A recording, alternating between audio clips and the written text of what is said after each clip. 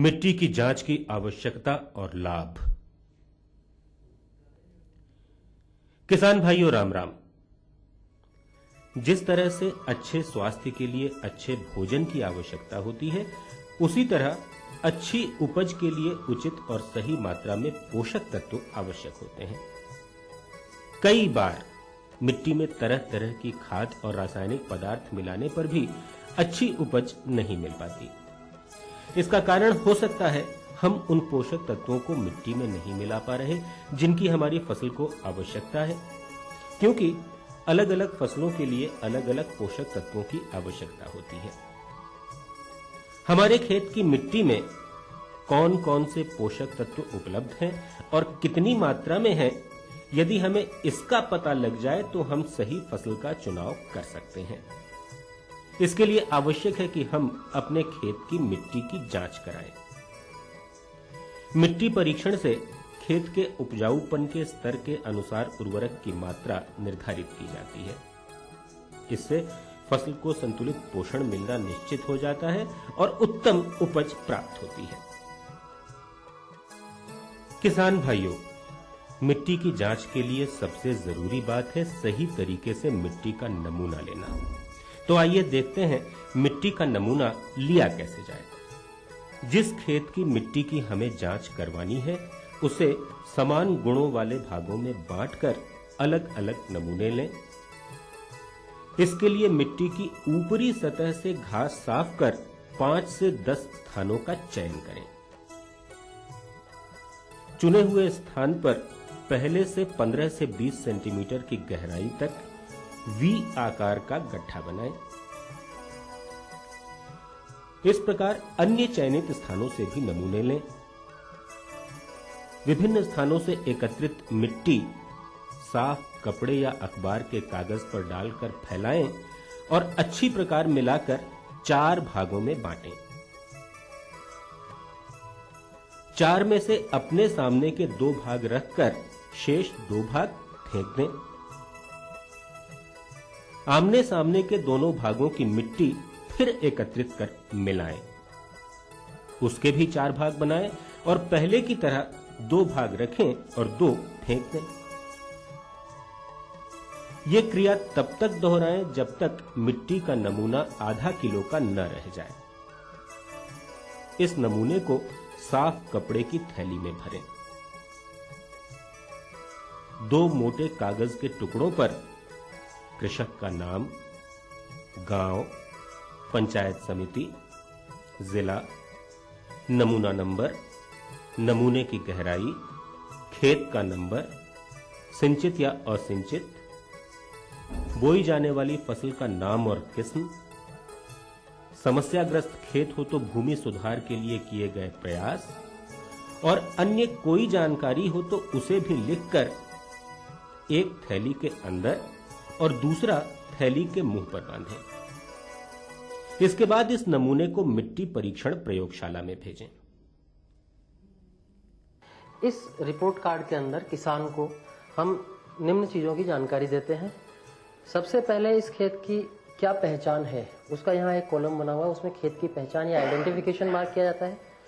उसके बाद भूमि में उपलब्ध नाइट्रोजन कितना प्रतिशत है, फास्फोरस कितना किलो कच्ची बीघा में पाया जा रहा है, पोटाश कितना पाया जाता है, पीएच क्या है और ईसी क्या है। इसके आधार पर मूंगफली, बाजरा, ग्वार, मूंग, गेहूं, जौ, चना और सरसों, इन फसलों में कितनी मात्रा में नाइट्रोजन, फास्फोरस और पोटाश की प्रति हेक्टेयर आवश्यकता है, ये यहाँ लिखा जाता है। और फिर ये मीट आउट करने के लिए एक कच्ची बीघा में कितना डीएपी, कितना यूरिया बिफोर सोइंग और कितना टॉप ड्रेसिंग के रूप में, यदि सुपर फास्फेट की आवश्यकता है तो कितना और म्यूरेट ऑफ पोटाश है तो कितना, ये सारी मात्रा कच्ची बीघा में बल्क के रूप में हम लिख करके किसान को देते हैं, ताकि उसे बिना आवश्यकता के कैलकुलेशन करने की आवश्यकता नहीं पड़ेगी कितना यूरिया और कितना डीएपी दिया जाए। इसी के साथ देसी खाद कितना प्रति हेक्टेयर चाहिए और यदि भूमि क्षारीय है तो उसके उपचार हेतु जिप्सम की मात्रा कितनी है, ये इस तरीके से रिपोर्ट कार्ड में हम किसान के घर भिजवा देते हैं। लेकिन किसान भाइयों, नमूना लेते वक्त इन बातों का अवश्य ध्यान रखें। आमतौर पर मिट्टी परीक्षण के लिए 10-15 सेंटीमीटर तक की गहराई से मिट्टी का नमूना लिया जाता है, लेकिन यदि ट्रैक्टर आदि से गहरी जुताई की जाती है तो मिट्टी का नमूना 20 सेंटीमीटर की गहराई से लिया जाना चाहिए।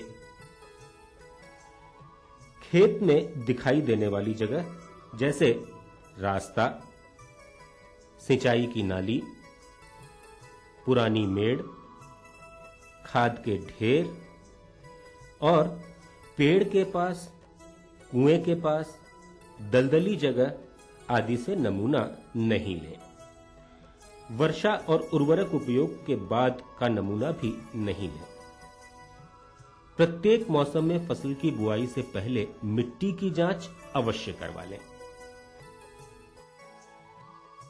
विभिन्न फसलों के लिए अलग अलग खेतों से अलग अलग नमूने एकत्रित करें। एकत्रित किए गए नमूनों को किसान भाई ग्रामीण कृषि विस्तार अधिकारी की मदद से अपने जिले की मिट्टी परीक्षण प्रयोगशालाओं में परीक्षण के लिए भेज सकते हैं। प्रयोगशाला में मिट्टी परीक्षण से हमें मिट्टी में पाए जाने वाले कार्बनिक कार्बन, मिट्टी का पीएच मान, विद्युत चालकता, उपलब्ध फास्फोरस और पोटाश की जानकारी मिलती है। इस जानकारी के आधार पर हम सही फसल का चुनाव कर सकते हैं और निश्चित रूप से अच्छी उपज प्राप्त कर सकते हैं। पानी की जांच की आवश्यकता और लाभ।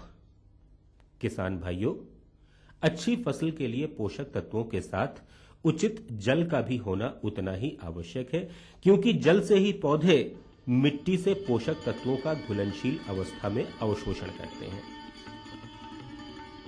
अलग अलग जल स्रोतों से अलग अलग किस्म का जल प्राप्त होता है। उपलब्ध जल सिंचाई के लिए उचित है या नहीं और किस तरह की फसल के लिए उपयुक्त है, इसका पता पानी की जांच से ही लगाया जा सकता है, जो मिट्टी और जल परीक्षण प्रयोगशाला में किया जाता है। इसके लिए आवश्यक है जल का सही तरीके से नमूना एकत्रित करना। तो आइए देखते हैं सिंचाई के लिए उपलब्ध जल का नमूना किस तरह से लेना चाहिए। पानी का नमूना लेने के लिए पहले ट्यूबवेल को 4-5 मिनट तक चलाएं। इसके बाद करीब आधा लीटर पानी साफ कांच की बोतल में भर लें। पानी का नमूना लेने से पहले ट्यूबवेल को 4-5 मिनट के लिए इसलिए चलाया जाता है ताकि उसमें यदि कोई कार्बनिक पदार्थ या अन्य पदार्थ हो तो वो निकल जाए और उसका अवशेष पानी की जांच को प्रभावित नहीं करे। एक मोटे कागज के टुकड़े पर कृषक का नाम, गांव, पंचायत समिति का नाम, जिला, नमूना नंबर, खेत का नंबर, सिंचित या असिंचित, बोई जाने वाली फसल का नाम और किस्म लिखकर नमूने वाली बोतल के साथ प्रयोगशाला में अवश्य जमा कराएं। मिट्टी और जल परीक्षण की चल प्रयोगशालाएं भी हैं जो खेत पर आकर नमूना एकत्रित करती हैं और जांच के परिणाम सूचित करती हैं। तो आइए चलते हैं पास की एक मिट्टी और जल परीक्षण प्रयोगशाला में। प्रयोगशाला में पानी की जांच खास तौर पर 2 तरह की जानकारी के लिए की जाती है। पहला, पानी का पीएच मान। पानी के पीएच मान का अर्थ है पानी में हाइड्रोजन आयन की सांद्रता जो 0 से 14 तक होती है। दूसरा, विद्युत चालकता। इससे हमें पानी में घुलनशील लवणों की सांद्रता के बारे में पता चलता है। जल में 2 तरह के लवण पाए जाते हैं। एक तो धनायन, जैसे कैल्शियम, मैग्नीशियम, सोडियम और पोटेशियम। दूसरे ऋणायन, जैसे कि कार्बोनेट, बाइकार्बोनेट, सल्फेट, क्लोराइड और नाइट्रेट। पानी की जांच में अगर विद्युत चालकता का मान 2 मिलीमोहस से कम है तो वो सिंचाई के लिए उपयुक्त है। इससे ज्यादा मान होने का अर्थ है कि जल में घुलनशील लवणों की मात्रा ज्यादा है और वो सिंचाई के लिए उपयुक्त नहीं है। पीएच मान या विद्युत चालकता ज्यादा होने पर किसान भाई ऐसे पानी में साधारण पानी मिलाकर सिंचाई के काम में ले सकते हैं। जल में नमक का तेजाब या सल्फर मिलाकर भी पीएच मान कम किया जा सकता है। लवणीयता सहने वाली फसलें जैसे कपास, मक्का, बाजरा, ग्वार, जौ, चुकंदर और गेहूं उगाकर अच्छी पैदावार ली जा सकती है। प्याज, पालक और गाजर की भी खेती की जा सकती है। खारे पानी के सिंचाई वाले क्षेत्रों में बीज दर 20-25% ज्यादा रखनी चाहिए। गोबर की खाद का अधिक से अधिक इस्तेमाल करना चाहिए। इससे मिट्टी की जल अवशोषण शक्ति बढ़ जाती है और घुलनशील लवण पौधे की जड़ के स्तर से नीचे चले जाते हैं। तो किसान भाइयों, आपने देखा कि हम पानी की जांच करवाकर और उचित जल प्रबंधन से समय और धन की बचत के साथ पैदावार भी अच्छी प्राप्त कर सकते हैं।